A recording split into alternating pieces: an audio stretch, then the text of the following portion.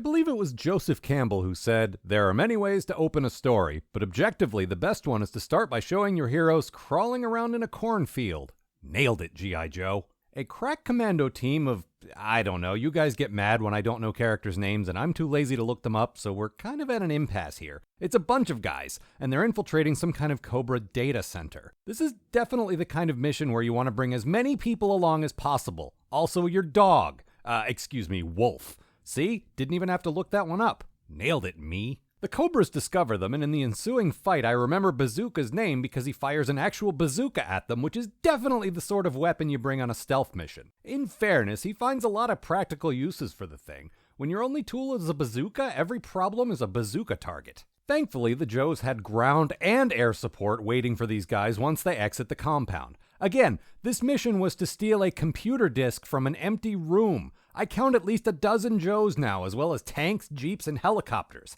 I mean, you guys have a ninja. Is all this really necessary?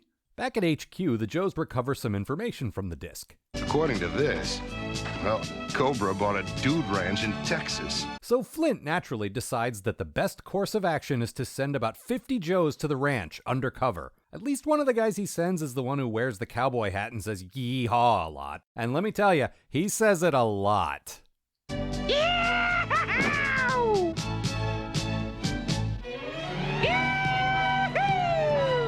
All right, we get it. You're from Texas. Man, why do people from Texas never stop telling people they're from Texas? They arrive at the Cobra compound to discover that the evil fiends are collecting solar energy. With all that oil around, are they insane?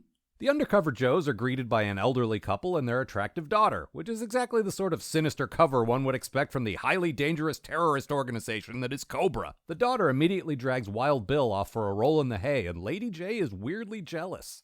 That Texas tease. Call me Mary Bell.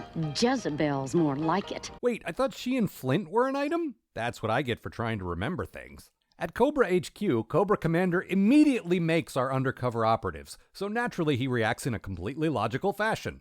Wait, you think that means capture or kill them? Have you never seen this show before?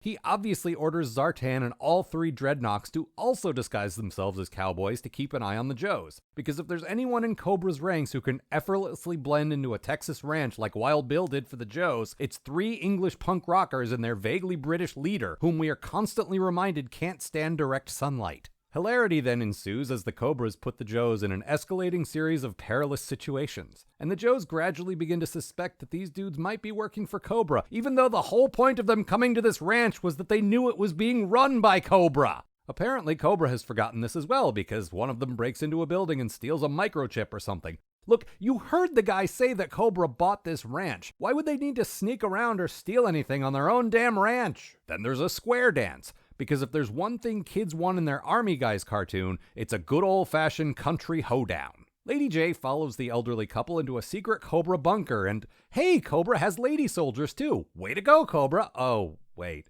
This one just exists so Lady J can beat her up and steal her clothes. Okay, you get half credit for this one. Cobra Commander and Destro are also down here, patting themselves on the back.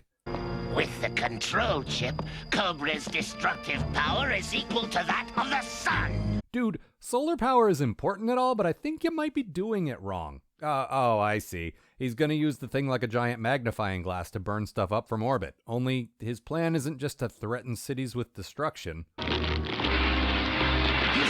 I am the new fire department. If they don't pay, I start fires.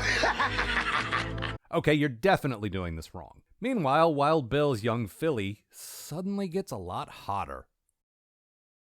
Baroness! At your service. Yo.